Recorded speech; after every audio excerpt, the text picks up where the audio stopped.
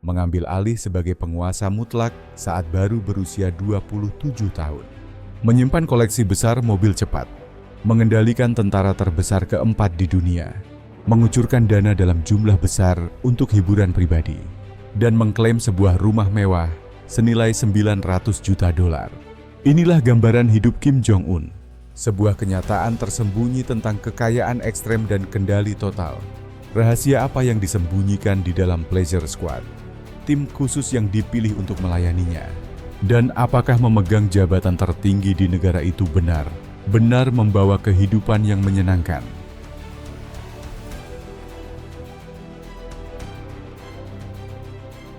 Sebuah negara tempat jutaan orang tidur dalam keadaan lapar. Sementara pemimpin tertingginya menghabiskan 3,8 juta dolar hanya untuk pakaian dalam satu tahun. Jumlah luar biasa dari tahun 2016. Itu digunakan untuk sebuah kelompok sangat rahasia yang terdiri dari 25 orang yang dipilih setiap tahun. Mereka adalah bagian dari kelompok yang diam-diam dikenal sebagai Pleasure Squad. Operasi mewah ini bukanlah hal baru. Penguasa saat ini mewarisi tradisi yang mengganggu ini langsung dari ayahnya, Kim Jong-il. Untuk memahami seperti apa kekuasaan mutlak, kita harus melihat bagaimana dunia pribadinya dikendalikan dengan sangat rinci. Menjadi anggota kelompok ini jauh lebih dari sekadar soal penampilan fisik. Rezim menuntut kemurnian ideologi yang mutlak. Para calon harus melewati pemeriksaan latar belakang yang jauh melampaui standar izin pemerintah biasa.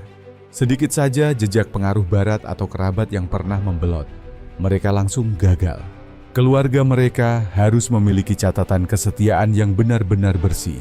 Setelah pemeriksaan latar belakang, para calon juga harus menjalani tes medis dan fisik yang sangat ketat. Bahkan dilaporkan bahwa sang pemimpin sendiri kadang memantau proses ini agar hanya orang yang dianggap paling sempurna yang masuk daftar akhir.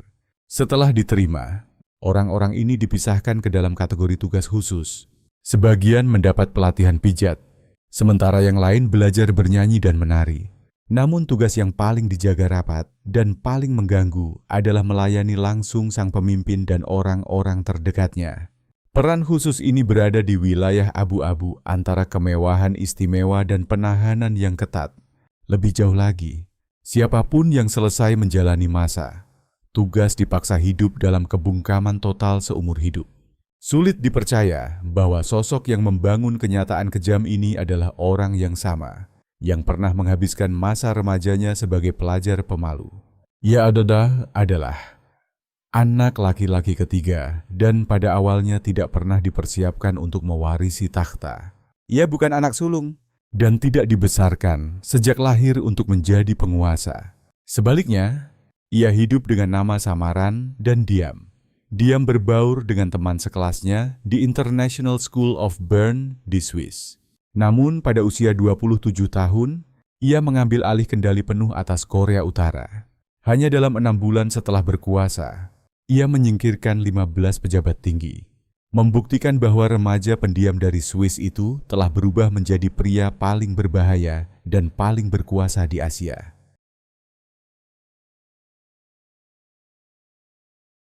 Sekarang mari kita beralih ke istana senilai 900 juta dolar tempat Kim Jong-un benar-benar tinggal. Meski menyebutnya rumah, jelas terasa terlalu sederhana.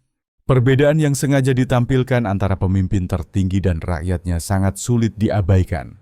Saat masyarakat umum menghadapi pemadaman bergilir, krisis energi, dan kekurangan makanan yang terus-menerus, rezim justru membangun lambang kemewahan murni. Kesenjangan mencolok ini benar-benar disengaja, seolah memberitahu setiap warga Korea Utara kemana sumber daya negara diarahkan. Di pusat Pyongyang berdiri simbol utama kekayaan itu, yaitu Kumsusan Palace of the Sun. Nilainya diperkirakan mendekati 900 juta dolar, dan awalnya dibangun sebagai kediaman resmi Kim Il-sung. Kompleks ini mencakup lebih dari 115.000 meter persegi. Kira-kira sebesar 16 lapangan football Amerika dalam satu atap. Kini tempat itu berfungsi sebagai mausoleum bagi Kim Jong-il dan Kim Il-sung, serta memegang gelar sebagai mausoleum terbesar yang didedikasikan untuk pemimpin komunis. Skalanya benar-benar memusingkan. dengan beberapa aula membentang hampir 1 kilometer ke satu arah. Di dalam bangunan itu, kemewahannya benar-benar sulit dipercaya. Permata berharga dan kayu langka tertanam di berbagai bagian. Sementara aksen emas menghiasi dinding yang panjang tanpa akhir. Peti kaca para pemimpin terdahulu ditempatkan di ruangan yang dirancang untuk memancarkan kewibawaan ilahi dan kekuasaan abadi. Dipertahankan sebagai simbol kepemimpinan yang tidak pernah mati. Kim Il-sung terbaring dengan bendera Partai Buruh Korea menutupi tubuhnya. Kalau kamu punya kesempatan, apakah kamu benar-benar ingin mengunjungi Palace of the Sun secara langsung? Tulis angka 2 di kolom komentar.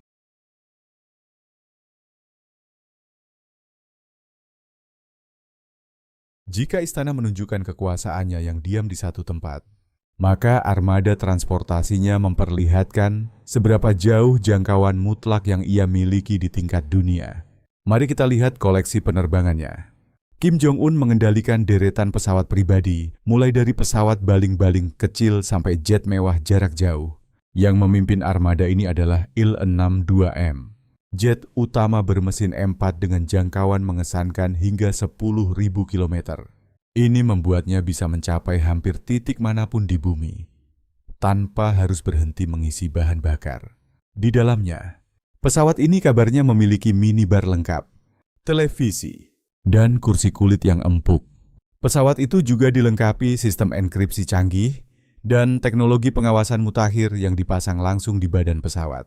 Ia juga memiliki Antonov An-148 buatan Ukraina yang telah dimodifikasi, yang didapat pada tahun 2013, dengan jangkauan yang lebih pendek, sekitar 3.500 km.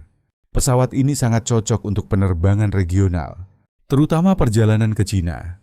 Menariknya, salah satu jet pribadinya dijuluki Air Force One, sebuah nama yang memperlihatkan banyak hal tentang cara ia memandang dirinya sendiri. Di dalamnya terdapat asbak kristal dan sofa kulit yang nyaman. Kecintaannya pada dunia penerbangan begitu kuat, sampai sejumlah laporan menyebut Kim pernah menerbangkan pesawat-pesawat ini sendiri. Selain itu, citra satelit membuktikan bahwa ia membangun landasan khusus di dekat beberapa rumahnya di Korea Utara, sehingga ia dapat lepas landas dan mendarat tanpa pernah memakai bandara umum. Beralih ke laut, koleksi kapal pesiarnya juga sama mencengangkan. Permata utamanya adalah super yacht sepanjang 100 meter dengan nilai sekitar 7 juta dolar. Kapal ini dilengkapi banyak dek, fasilitas mewah, dan tempat pendaratan helikopter. Mampu menampung 30 tamu. Kapal ini sangat cocok untuk menjamu lingkaran dalamnya atau menerima pejabat asing dalam kerahasiaan total. Selain itu, ia juga disebut memiliki kapal pesiar kedua, sepanjang 200 kaki, dengan nilai sekitar 8 juta dolar. Yang mengejutkan, bagian dalam kapal itu dirancang oleh rumah mode mewah Italia, Fendi. Di luar dua kapal utama ini, Kim dipercaya memiliki armada kapal pesiar yang lebih kecil dengan panjang 40-50 meter, yang digunakan untuk liburan pribadi yang tersembunyi dari mata publik.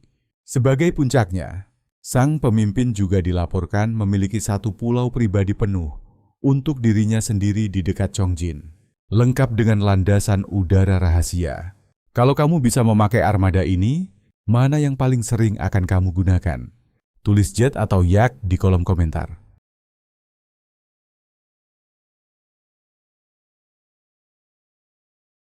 Kalau bicara soal makanan, minuman, dan kenikmatan pribadi, Kim Jong-un tidak sekadar belanja besar. Ia membelanjakan uang dengan cara yang terasa, hampir seperti sengaja memancing reaksi, mengingat kondisi hidup rakyatnya. Pada tahun 2016, Kim Jong-un dilaporkan menghabiskan hampir 67.000 dolar untuk keju Italia premium dalam satu kali pembelian. Obsesi pada produk susu Eropa ini berawal dari masa sekolahnya di Swiss, tempat ia mulai menyukai keju Prancis dan makanan Eropa kelas atas. Namun menghabiskan 67.000 dolar untuk keju di negara yang sedang mengalami kekurangan pangan, bukan hanya tindakan mewah. Itu adalah pernyataan tentang betapa jauhnya ia dari kenyataan yang dihadapi rakyatnya. Pengeluarannya untuk minuman bahkan lebih mencengangkan. Pada tahun 2016, ia mengimpor kopi Brasil senilai hampir 1 juta dolar. Pada tahun 2015, ia menghabiskan 155.000 pound Inggris untuk whisky yang diimpor dari Jerman, Denmark, dan Georgia. Ia mengeluarkan tambahan 108.000 pound untuk vodka dari Rusia dan negara bekas Soviet, impor anggur dan champagne dari Italia, Bulgaria, dan Makedonia mencapai 219.000 pound hanya dalam 1 tahun. Ia bahkan menghabiskan sekitar 59.000 dolar untuk permen karet. Ini bukan pola belanja orang yang tidak tahu ada penderitaan di sekelilingnya. Ini adalah pola belanja seorang pria yang memang tidak peduli. Atau lebih buruk lagi, seseorang yang memakai tingkat kemewahan seperti ini sebagai alat sengaja untuk menegaskan bahwa kekuasaannya tidak bisa disentuh siapapun.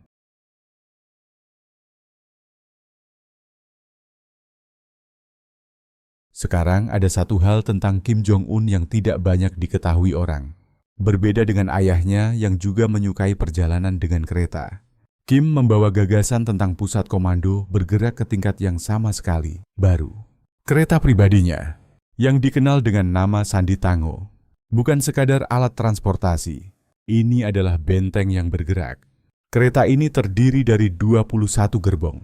Masing-masing memiliki dinding yang diperkuat, lantai yang diperkuat, dan jendela anti peluru yang dirancang untuk menahan ledakan bom. Kereta ini dilengkapi sistem senjata dan bahkan membawa helikopter untuk evakuasi darurat. Nilai total kereta ini diperkirakan lebih dari 200 juta dolar. Di dalamnya, gerbong-gerbong itu dilengkapi kantor pribadi, ruang makan mewah yang berisi anggur pilihan dan makanan kelas atas, serta tempat tinggal yang menyaingi suite hotel bintang 5. Kereta itu bergerak dengan kecepatan yang relatif lambat, sekitar 37 mil per jam. Tetapi memang itulah tujuannya.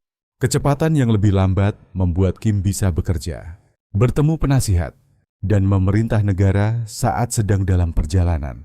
Tango telah menjadi bagian penting dari beberapa langkah diplomatik paling besar Kim. Kereta itu membawanya ke Cina untuk bertemu para pemimpin Cina. Kereta itu juga membawanya ke Vietnam untuk pertemuannya dengan Donald Trump. Dan yang paling baru, kereta itu membawanya hampir 300 mil dari Korea Utara ke Vladivostok untuk bertemu Vladimir Putin. Perjalanan yang memakan waktu penuh 20 jam dan mengharuskan roda kereta diganti di perbatasan agar sesuai dengan lebar rel Rusia yang berbeda. Kereta ini sering disebut sebagai Air Force One di atas rel. Dan perbandingan itu tidak berlebihan. Ini adalah simbol kendali mutlak, pengingat bahwa kemanapun Kim Jong-un pergi, seluruh bobot kekuasaannya ikut bergerak bersamanya. Kim Jong-un sangat menyukai kuda, dan ia tidak sekadar menyukainya secara biasa. Ia mencintainya dengan cara yang hanya bisa dilakukan oleh seseorang yang punya uang tanpa batas dan tidak perlu mempertanggungjawabkan apapun. Antara tahun 2011 hingga 2023, Kim mengimpor sekitar 138 ekor kuda dari Rusia. Total biaya impor itu saja mencapai 584.000 dolar pada awal tahun 2020. Sebuah gambar mencolok beredar di seluruh dunia yang memperlihatkan Kim menunggangi kuda jantan putih, gagah melintasi puncak Gunung Paektu yang tertutup salju. Gambar itu jelas dibuat untuk propaganda. Dirancang untuk menunjukkan kekuatan dan wibawa seperti tokoh legenda. Namun kuda-kudanya benar-benar nyata dan benar-benar mahal. Pihak berwenang Korea Utara membeli 2 kuda jantan putih, pilihan khusus untuk Kim dengan harga 23.400 dolar per ekor. Sehingga biaya per kuda hampir mencapai 112.000 dolar jika biaya pengangkutan dan penanganan ikut dihitung. Dan walaupun negara itu sedang menghadapi kekurangan makanan yang parah, saat pembelian ini dilakukan, tidak ada satupun transaksi yang ditunda atau dipikirkan ulang. Diperkirakan sekitar 20% anggaran negara Korea Utara dialokasikan untuk membangun dan merawat fasilitas yang digunakan untuk memelihara dan melatih kuda-kuda ini. 20%. Di negara tempat, orang menerima jatah makanan dan listrik menjadi kemewahan. 1/5 anggaran nasional justru diarahkan ke kandang kuda dan area pelatihan untuk pemimpin tertinggi. Lalu ada lapangan golf. Kim Jong-un melanjutkan tradisi keluarga yang dimulai ayahnya, Kim Jong-il, yang terkenal sangat terobsesi dengan golf dan pernah mengklaim berhasil membuat 11 hole-in-one dalam permainan pertamanya. Kim Jong-un mempertahankan beberapa lapangan golf pribadi warisan ayahnya. Dan ini bukan fasilitas sederhana. Setiap lapangan membutuhkan rata-rata $3 juta untuk dibangun dan sekitar $500.000 per tahun untuk perawatan.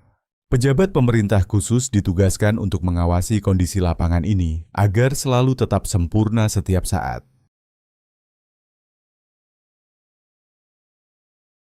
Jika ada satu bagian yang paling jelas memperlihatkan kemewahan Kim Jong-un, itu adalah koleksi mobil mewahnya. Di negara tempat warga biasa tidak bisa memiliki mobil, tempat transportasi umum tidak dapat diandalkan, dan bahan bakar sangat langka. Kim Jong-un memiliki armada pribadi berisi lebih dari 100 kendaraan mewah. Pada tanggal 2 April 2024, saat uji coba rudal berlangsung, Kim datang ke lokasi peluncuran dengan Cadillac Escalade model 2024 yang masih baru dan sebuah Bentley Bentayga. Escalade itu sendiri bernilai sekitar $117.000. Mobil ini memiliki mesin bertenaga 628 tenaga kuda, teknologi interior mutakhir, dan tingkat kenyamanan yang terasa hampir menghina bila melihat tempat kendaraan itu digunakan. Kemunculan mobil-mobil ini dalam uji coba rudal bukanlah kebetulan. Itu adalah pertunjukan kekuasaan yang disusun dengan sangat rapi, mengirim pesan kepada rakyatnya sendiri dan juga kepada dunia yang sedang menonton. Kendaraan yang paling berharga baginya adalah Mercedes-Benz Maybach S600 yang telah dimodifikasi dengan nilai yang sangat mencolok, yaitu $1,7 juta. Mobil ini sepenuhnya berlapis baja, mampu menahan ledakan granat dan tembakan langsung. Ini bukan sekadar mobil, ini adalah ruang aman bergerak. Ia juga memiliki Rolls-Royce Phantom senilai sekitar $320.000. Beberapa model Lexus lapis baja, dan sedan mewah Aurus yang diberikan langsung oleh Presiden Rusia Vladimir Putin. Mercedes-Benz kabarnya adalah merek favoritnya, dan koleksinya mencakup banyak generasi dan model dari merek itu. Semua ini terjadi meskipun ada sanksi internasional ketat yang secara khusus dibuat untuk mencegah barang mewah masuk ke Korea Utara. Fakta bahwa garasinya terus bertambah besar adalah sebuah pernyataan tersendiri. Bukti bahwa tekanan dari luar, seberapapun terkoordinasinya, tidak mampu menjangkaunya di dalam kerajaannya sendiri. Sekarang mari bicara tentang pergelangan tangannya. Karena koleksi jam tangan Kim Jong-un bisa dibilang merupakan bentuk kekayaan yang paling padat dalam seluruh aset pribadinya. Ia sering terlihat mengenakan jam dari beberapa pembuat jam paling bergengsi di dunia. Koleksinya mencakup merek seperti Vacheron Constantin, Patek Philippe, dan Movado, dengan harga setiap jam berkisar dari $3.000 hingga $60.000 per buah. Total koleksi jam tangannya diperkirakan bernilai lebih dari $8 juta. Pada tahun 2016, Swiss secara resmi melarang ekspor jam mewah ke Korea Utara sebagai bagian dari sanksi internasional yang lebih luas. Namun Kim Jong-un tetap terus mengenakan jam Swiss baru. Pesannya sangat jelas, sanksi adalah beban bagi rakyatnya. Bagi dirinya sendiri, itu hampir tidak lebih dari catatan kecil.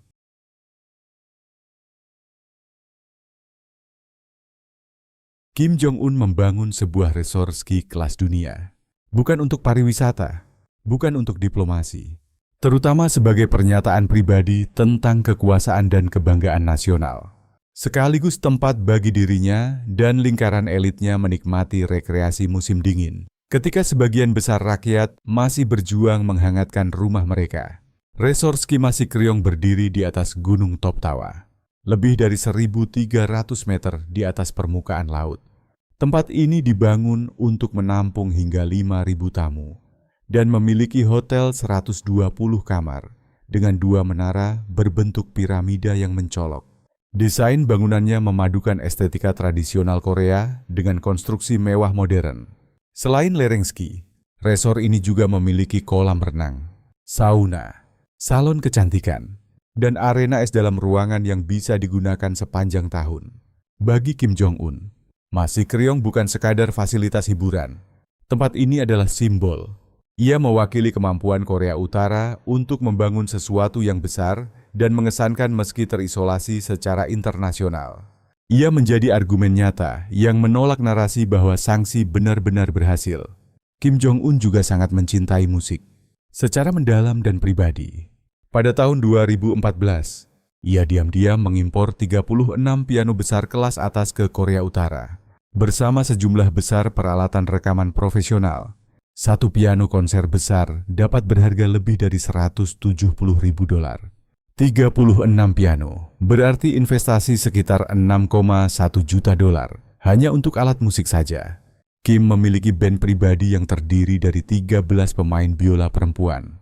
Mantan pemain NB, Dennis Rodman, yang beberapa kali mengunjungi Korea Utara dan menjalin hubungan pertemanan yang nyata dengan Kim. Menggambarkan malam-malam ketika Kim mengambil mikrofon saat kelompok pemain biolanya tampil. Lalu mereka memainkan musik hingga larut malam. Rodman mengatakan bahwa Kim sangat menyukai musik Amerika dari era tahun 80-an, terutama lagu-lagu dari The Doors dan Jimi Hendrix. Saat kunjungan pertama Rodman, band itu kabarnya hanya memainkan 2 lagu yang sama berulang-ulang selama 4 jam, yaitu lagu tema Rocky dan lagu tema serial televisi Dallas. Kecintaan Kim pada musik tidak sepenuhnya bersifat pribadi.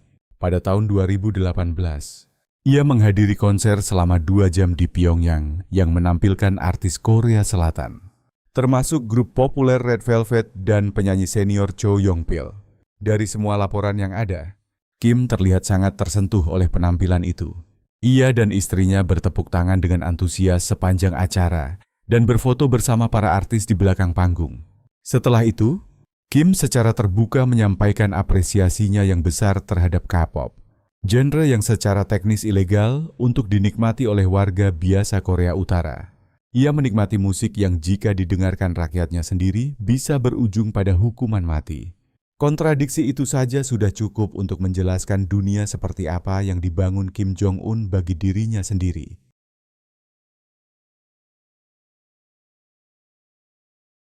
Mobil, kapal pesiar, piano, kuda, semuanya jika digabungkan tetap tidak mendekati jumlah uang yang dikeluarkan Kim Jong-un untuk program nuklirnya.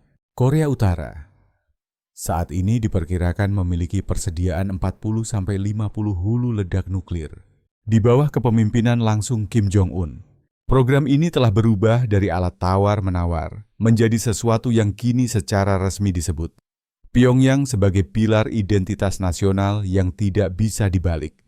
Persenjataan ini didukung oleh deretan rudal balistik antar benua yang canggih, termasuk Hwasong-18 dan Hwasong-19 berbahan bakar padat.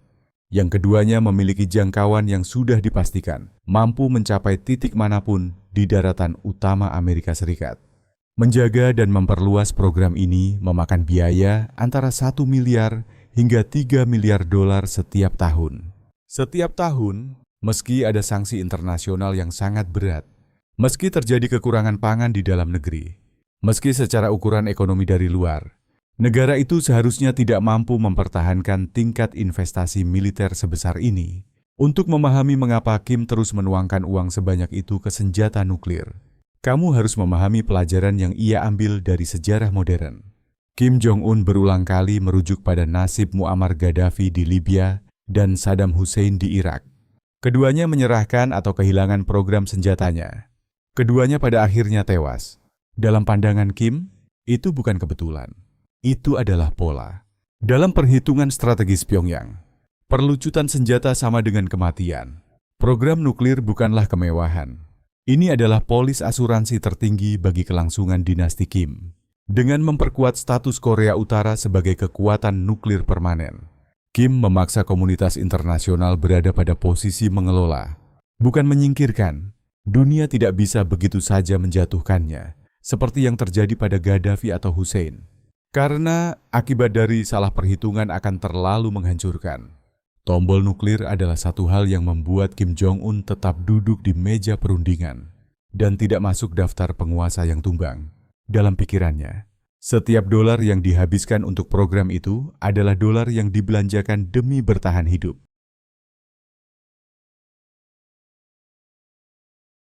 Tidak ada satupun dari hal yang kita bahas hari ini yang terjadi begitu saja.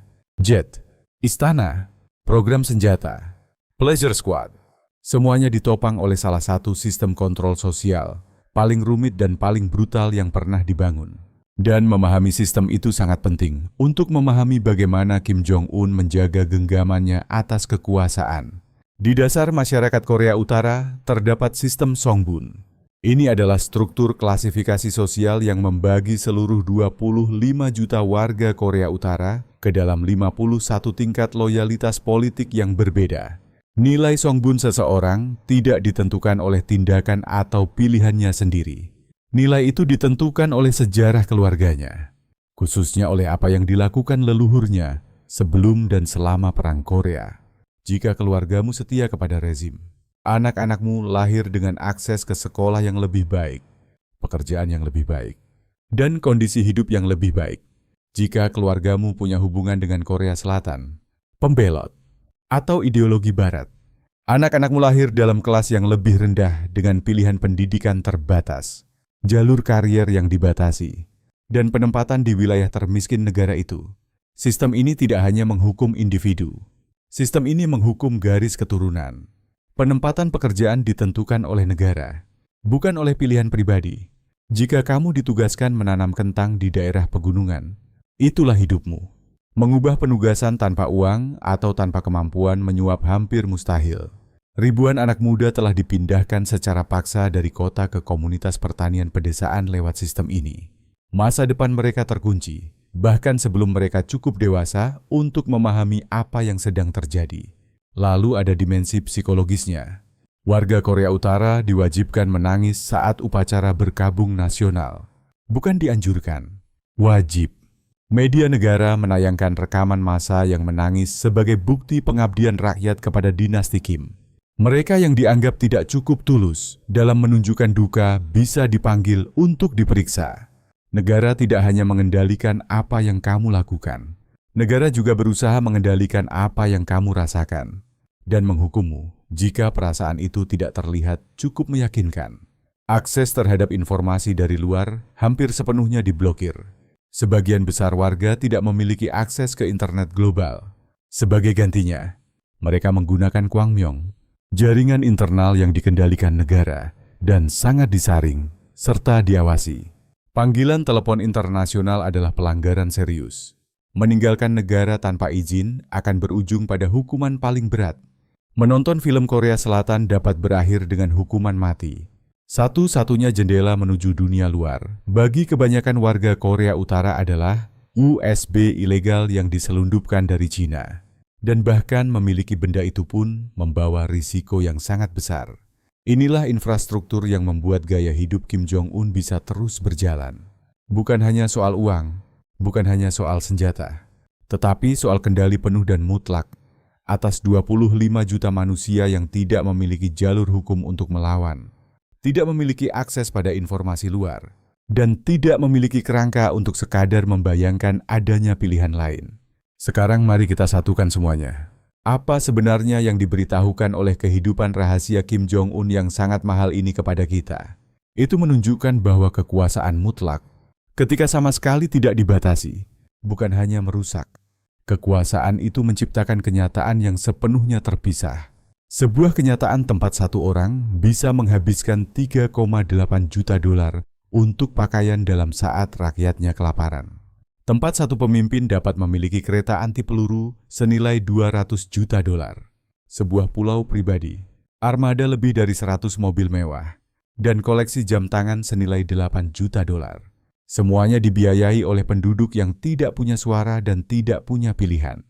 Namun inilah yang membuat Kim Jong-un berbeda dari para pemimpin mewah lainnya sepanjang sejarah. Ia bukan hanya hidup berlebihan, ia bertindak dengan perhitungan. Setiap bagian dari gaya hidupnya, mulai dari gambar propaganda di atas kuda putih sampai persenjataan nuklir yang menelan biaya miliaran dolar per tahun, punya tujuan yang dihitung dengan cermat. Kemewahan itu memperkuat wibawa, seperti sosok suci di mata lingkaran dalamnya. Senjata menjamin kelangsungan hidupnya dari ancaman luar. Sistem Songbun dan mekanisme kontrol psikologis memastikan bahwa perlawanan dari dalam tetap mustahil terjadi. Bagian paling gila dari gaya hidup, rahasia Kim Jong-un menurutmu yang mana? Istana 900 juta dolar itu, jutaan dolar yang dihabiskan untuk kemewahan pribadi. Atau kenyataan gila bahwa ia menghabiskan lebih banyak uang untuk keju dalam 1 tahun daripada yang mungkin pernah dilihat banyak keluarga sepanjang hidup mereka. Tulis pendapatmu di kolom komentar. Saya ingin tahu bagian mana yang paling menonjol menurutmu. Dan jangan lupa subscribe. Nyalakan lonceng notifikasi agar kita bisa bertemu lagi di video berikutnya. Terima kasih banyak sudah bersama kami hari ini. Semoga kamu menikmatinya. Dukunganmu benar-benar sangat berarti. Semoga semua hal baik menyertaimu. Terima kasih sudah menonton.